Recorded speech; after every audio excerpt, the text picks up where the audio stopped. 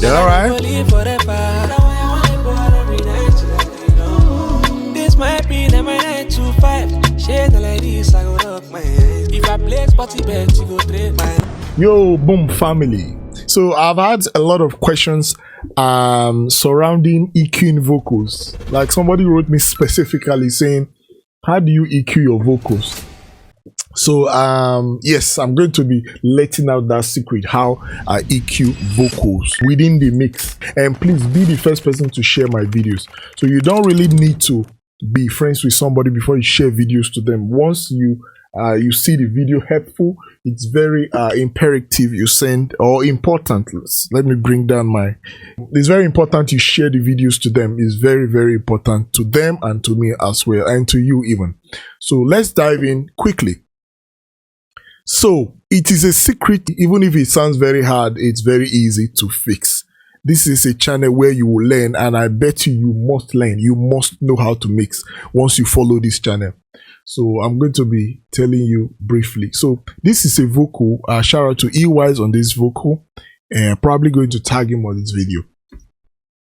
As I find better life, and I no go live forever. This might be my 9 to 5. Shade like this, I go rock my head. I don't like using EQs that have frequency analyzer where you can see directly what you are doing. That somehow it affects your decision somehow. But as a starter, let's use an EQ that you are quite familiar with. Let's quickly go to, let's say, Pro. Oh, yeah, Pro Q3 or Pro Q4, as you would have it. You use anyone. So let's play the vocal. As I find better life, you can use reverb when you are EQing. and I no go Doesn't mean live forever. you can decide to use reverb. You can decide to turn it off. This might be my 9 to 5. Shade like this, I go rock. One thing I would tell you to do, one big secret that you have heard before but you don't take it serious, is it is very, very, very, very unwise for you to EQ anything. Anything. I don't care to know whatever it is for you to EQ it on solo. Once you are EQing on solo, it is the beginning of your downfall when it comes to mixing. If you mix on solo, if you EQ anything, you tweak, you compress on solo, it is the end of your career. You will never be able to mix correctly. Your mix will never sound good. Because you are not going to play the sound. It's common sense. I don't even need to explain it. If you don't know that common sense, simply means you don't have any business with mixing. Common sense shows you are not going to release this song like this. Are you going to release the vocal like this? It means if you are EQing a vocal, it means you are EQing it against something. So if you are EQing something against something, you should play it together. So don't forget, when you say EQ, there is what we call EQ curves and frequency mirror effect. So when you are EQing, another place is boosting. So when you are EQing on solo, the thing will sound good on solo. It will only sound good on solo because you are mixing against itself. You are soloing against its vocal. So when you want to, the first takeaway here, the first thing you need to acknowledge is you have to mix or EQ against something, against the instrumental. Make sure your instrumental is ready, is balanced, then you EQ against it. So when you EQ on solo, definitely the vocal will sound nice on solo. It will not sound nice with the mix, with the beat. This is how I EQ my vocal. Take a listen.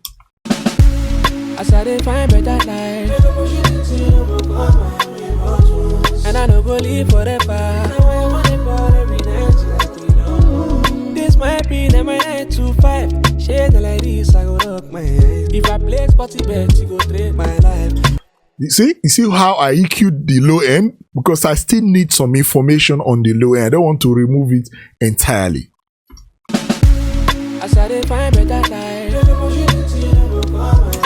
Sometimes, depending on how I feel about the vocal, always follow your feeling. I will come here sometimes.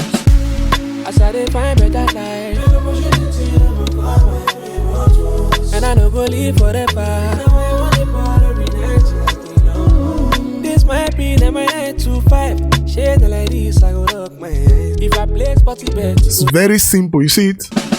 Always listen. I started find better life. And I no go live forever. Then you bypass immediately. Be fast. Don't waste your time on an EQ. I started find better life.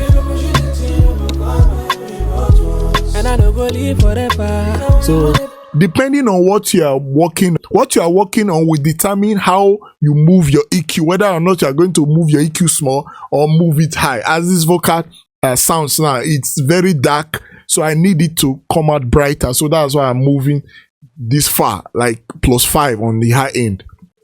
I started find better life. And I no go live forever. So I want to make another move on the mid-range area. Let's see what I can remove from the mid-range. I started find better life. And I no go live forever. This might be my 9 to 5. There is this kind of nasal frequency within that mid-range that is sounding as if you're singing from the nose, like somebody whispering, like something like that. So let's remove that. That's one annoying frequency on this vocal. It won't be applicable to all vocals. Don't forget, I always say that perception matters. Perception matters. What you hear matters. I started find better life. See this place. I started find better. See, something like that. So let's remove it. I started find better life.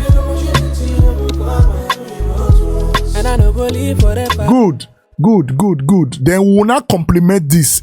This thing we remove now, we'll complement it. I started find better life.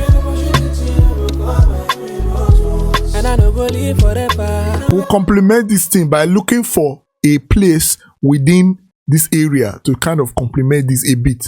I started find better life. So since you remove this effect, the vocal will now sound as if it will not bring, since you remove this area of the vocal, this place will not be, this side of the frequency will now be more prevalent and it will make it sound muddy. So let's look for an area here. I recommend always use wide, don't use narrow, always make it a bit wider, just as you can see. I started find better life. And I no go live forever. Good. I'll make it narrow a bit. This might be my 9 to 5. Shade like this, I go rock my head. If I play sporty bet, you go trade my life. Trade my life so my child. I started find better life. And I no go live forever. Good. I started find better life. See, so what you want to achieve on the vocal is you want the vocal to sound similar to the original vocal in a more cleaner way. That's what you want to achieve. You don't want to take a vocal that is sounding like this and take it to be sounding like this. It will be cleaner, but it will still sound natural as much as possible. So you want to remove those frequency you feel you don't need, that are not supposed to be on the vocal. And as you are mixing it now, if I play this vocal alone now, I'm very much sure that it will not sound well. See, it sounded thin. But if you play it with the vocal, if you play it with the instrumental, it will sound nice. Because I just EQ'd against the instrumental. That is the go. Do you get? You can see it. My moves on my EQ sound very unlikely. It sounds very strange, right? It sounds somehow. But this is how you should EQ. You don't need to EQ. I see some people EQing like cutting as if that's one will not do. You are just creating problems.